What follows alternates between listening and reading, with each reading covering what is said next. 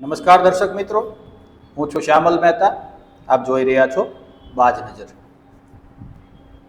મિત્રો, છેલ્લા ઘણા સમયથી ઈરાન, ઇઝરાયલ અને અમેરિકા વચ્ચે એક ભીષણ યુદ્ધ ચાલી રહ્યું છે. દેખીતી રીતે અત્યારે આપણને તેની કોઈ અસર વર્તાતી નથી, પરંતુ અંદરખાને આપણને પણ તેની ખૂબ માઠી અસરો થઈ ચૂકી છે.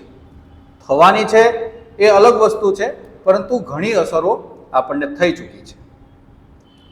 અમેરિકાએ આ યુદ્ધની શરૂઆત કરી ત્યારે તેમણે વિચાર્યું હશે કે થોડા દિવસોમાં યુદ્ધ પૂર્ણ થઈ જશે, કારણ કે તેમની નીતિ રહી છે કે કોઈ પણ દેશના રાષ્ટ્રાધ્યક્ષને ખતમ કરી નાખવામાં આવે પછી તે દેશ વેરવિખેર થઈ જાય છે અને અમેરિકાનો હાથ ઉપર રહે છે.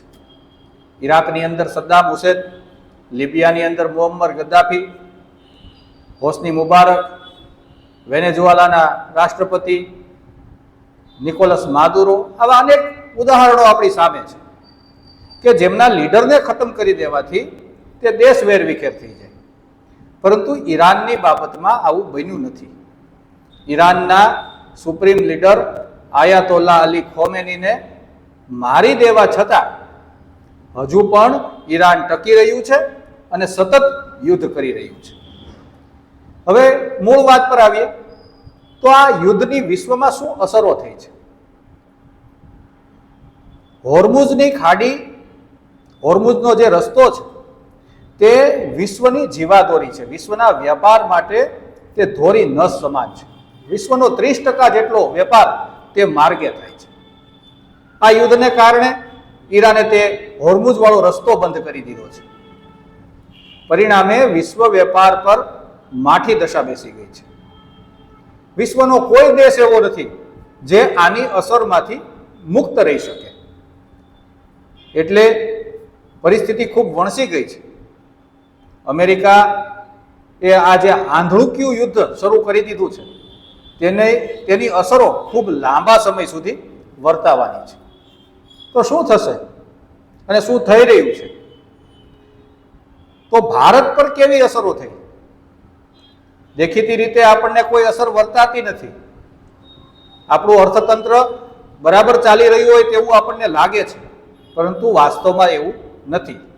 ભારત સરકારના કેટલાક પગલાઓને કારણે આ અસરો આપણા સુધી પહોંચી નથી. ચૂંટણીઓ છે, દેશમાં સરકારની લોકપ્રિયતા પણ જાળવવાની હોય છે અને તેમનું કામ પણ છે, એટલે તેમણે અન્ય રસ્તાઓ અપનાવીને આ મંદીને રોકી રાખી છે, આ મોંઘવારીને રોકી રાખી છે. જે લાંબા સમય સુધી આવા ઉપાયોને કારણે આ બધી મોંઘવારી કે મંદીની માયાજાળમાંથી આપણે બચી શકીએ, તો જો યુદ્ધ લાંબુ ચાલે તો તે શક્ય ના બને. ભારતની વર્તમાન સ્થિતિની વાત કરીએ તો અત્યાર સુધી આ યુદ્ધ શરૂ થયા પહેલા ભારત વિશ્વની ચોથા નંબરની સૌથી મોટી અર્થવ્યવસ્થા હતી. પહેલા નંબરે અમેરિકા છે, બીજા નંબરે ચીન છે, ત્રીજા નંબરે કદાચ જર્મની હતું અને ચોથા નંબરે ભારત હતું. પરંતુ આ યુદ્ધે ભારતના અર્થતંત્રનું ગણિત બગાડી નાખ્યું છે. હવે ભારતથી આગળ ઇંગ્લેન્ડ પણ છે અને ભારતથી આગળ જાપાન પણ છે. આ યુદ્ધના પરિણામો સ્વરૂપ ભારતની અર્થવ્યવસ્થા ચોથા સ્થાન પરથી ગબડીને છઠ્ઠા સ્થાન પર આવી ગઈ છે. આજે ભારતની અર્થવ્યવસ્થા વિશ્વની છઠ્ઠી સૌથી મોટી અર્થવ્યવસ્થા છે. તો આની શું ઇફેક્ટ પડે? આની ઇફેક્ટ એવી પડે કે જ્યારે કોઈ રોકાણ કરે, આપણા દેશમાં રોકાણ કરે, ત્યારે તેઓ વિશ્વની ચોથી અર્થવ્યવસ્થા પર રોકાણ કરતા હોય તો તેમનું રોકાણનું પ્રમાણ વધે. જ્યારે તેઓ વિશ્વની છઠ્ઠી અર્થવ્યવસ્થા પર રોકાણ કરવા જાય ત્યારે આ બે પાયદાન તેઓ નીચે ઉતરે છે. એટલે રોકાણ ઘટે, ભારતનું ભંડોળ ઘટે, ડોલર જે રીતે ઊંચો જઈ રહ્યો છે અને રૂપિયો જે રીતે નીચે જઈ રહ્યો છે તે પણ આનું કારણ છે. બીજું, ડોલર ઊંચો જાય, રૂપિયો નીચો જાય તો આયાતી વસ્તુઓ આપણને મોંઘી પડે, જેને કારણે દેશમાં મોંઘવારી વ્યાપક બને. મોટા ભાગની વસ્તુઓ મોંઘી બની જાય. વિશ્વના અન્ય દેશોમાં ડીઝલ, પેટ્રોલ સહિતની ચીજ વસ્તુઓ અતિશય મોંઘી બની ગઈ છે. તેમાં પાકિસ્તાન જેવા ગરીબ દેશની વાત કરીએ તો ત્યાં અત્યારે અંધારપટ છવાયો છે, લોડ શેડિંગની સમસ્યા થઈ ગઈ છે. કારણ કે જે એનર્જી ઉત્પાદનની વાત છે, જ્યાં ડોલરથી બધી વાત થાય છે, તેમાં જે તે દેશનો રૂપિયો કે તેમનું ચલણ નબળું પડતા તે દેશમાં આર્થિક અસંતુલન થઈ જાય છે. ભારત પણ આમાંથી બાકાત નથી, પરંતુ ભારત સરકારે કેટલીક બાબતોમાં ટેક્સ ઘટાડીને અત્યારે સંતુલન સાધ્યું છે. પરંતુ આ લાંબુ ન ચાલી શકે.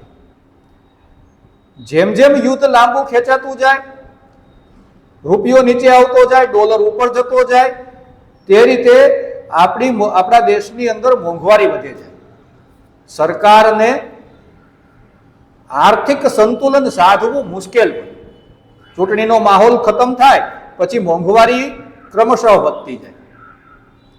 અનેક ગરીબ દેશો આજના સંજોગોમાં આ મોંઘવારી બોમ્બનો શિકાર બની ચૂક્યા છે. તેમના ચલણના ડબલ કે ટ્રબલ ભાવ પેટ્રોલ ડીઝલના થઈ ગયા છે, અને પેટ્રોલ ડીઝલના ભાવ વધે એટલે જીવન જરૂરી દરેક વસ્તુનો ભાવ વધે, એટલે એક પ્રકારનો મોંઘવારી વિસ્ફોટ થાય. એટલે આ યુદ્ધે દરેક દેશના અર્થતંત્રને દાયકાઓ પાછળ ધકેલી દીધું છે, અને હજુ આ યુદ્ધ ચાલુ છે. આના નિરાકરણના કોઈ સમાચારો, ઓથેન્ટિક સમાચારો આવતા નથી. ડેલી આડા સાંડિયાની માફક પાકિસ્તાન ઉછળકૂદ કરે છે, પરંતુ ઈરાનને પાકિસ્તાન પર ભરોસો નથી.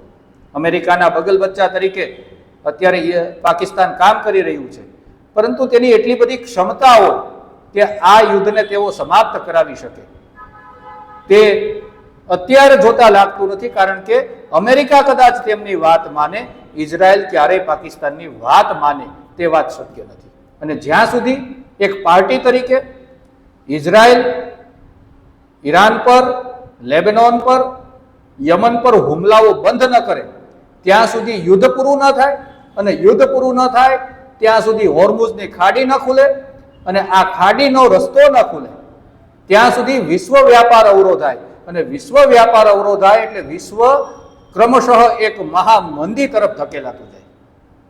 આ એક વર્તમાન સ્થિતિનો સિનારીઓ છે, અને આ યુદ્ધની આડઅસર છે. આપણે વિશ્વના દરેક દેશો અત્યારે પ્રયત્ન કરી રહ્યા છે, અને જેમ બને એમ જલ્દી જો આ યુદ્ધ પૂરું થાય તો જ વિશ્વની અર્થવ્યવસ્થા બચી શકે તેવી શક્યતાઓ છે. જય હિન્દ, જય ભારત.